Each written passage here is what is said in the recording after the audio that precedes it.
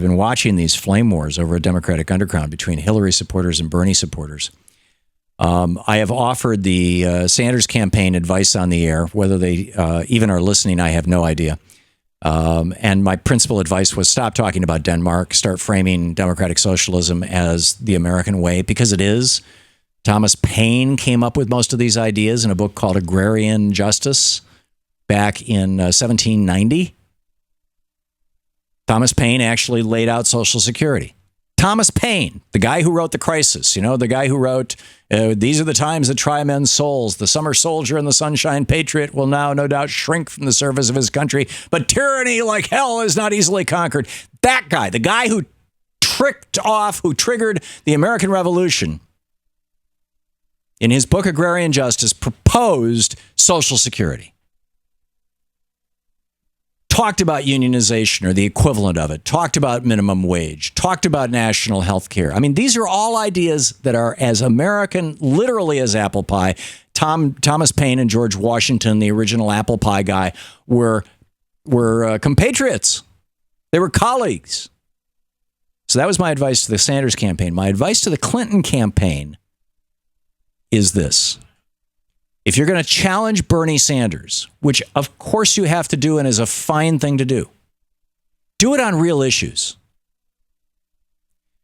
Bernie Sanders I know Bernie's been on this program roughly every Friday for over 10 years. And I just get out of the way and let him take calls from listeners and say what he has to say. And I've probably heard Bernie 1,000 times say, all the shouting in the world isn't going to solve that problem. It's one of his favorite phrases. It doesn't mean he's a sexist pig. Challenge Bernie on his issues. There are areas where Hillary Clinton and Bernie Sanders disagree. Challenge him on those things. But I'm telling you, at the end of the day, there's probably, 70-80% chance that Hillary Clinton's going to be the nomination, 20-30% chance that Bernie will be the nomination.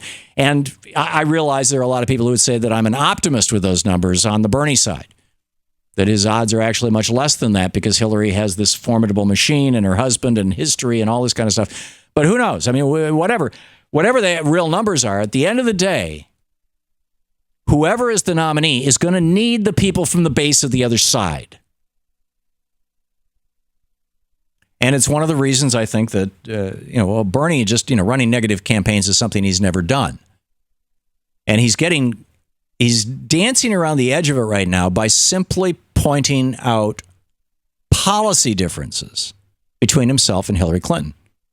I was against the Iraq War. You were in favor of the Iraq War. Well, that's no longer a policy difference now. So you could say judgment differences, as it were.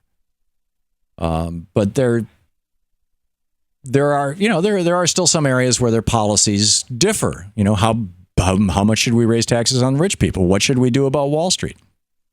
Wall Street's a huge one. So my advice to the Sanders campaign was stop talking about Denmark. They're doing fine the way that they're talking about Hillary. My advice to the Hillary campaign is if you want Sanders supporters to back Hillary Clinton, and I do, if Hillary Clinton's the nominee, I want the Sanders supporters to be as enthusiastic about her as they were about him. That's a heavy lift. If you want that to happen, talk about issues. Don't attack Bernie. Bernie is not a sexist. Or at least he's not an overt Republican troglodyte. I mean, every man, I suppose you could argue, at some level deep is a sexist, just like every white person at some deep level is a racist. Or, racially insensitive, shall we say, to use the language of, Benjamin, I think, who called earlier.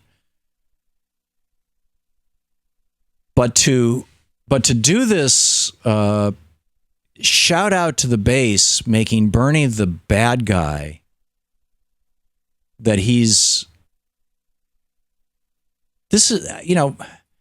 it may stir up, it may get more women involved in the campaign, in the Hillary's campaign, but the price is going to be huge.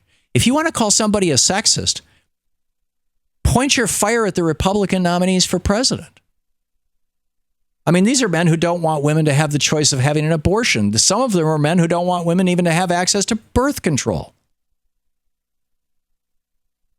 That's not implied sexism. That's plain old flat out misogyny. The hatred of women. Or at least the belief in male superiority. I mean, this is the male-female version of white supremacy. The Republicans are totally wed to this idea. Bernie Sanders isn't. So I'd say to the Clinton campaign, be careful. And this, I'm not saying this as a Sanders supporter. I'm saying this as a Hillary Clinton supporter because I support both. Be careful. You're going to need those tens of thousands of people who are showing up for Bernie if you get the nomination. Be careful.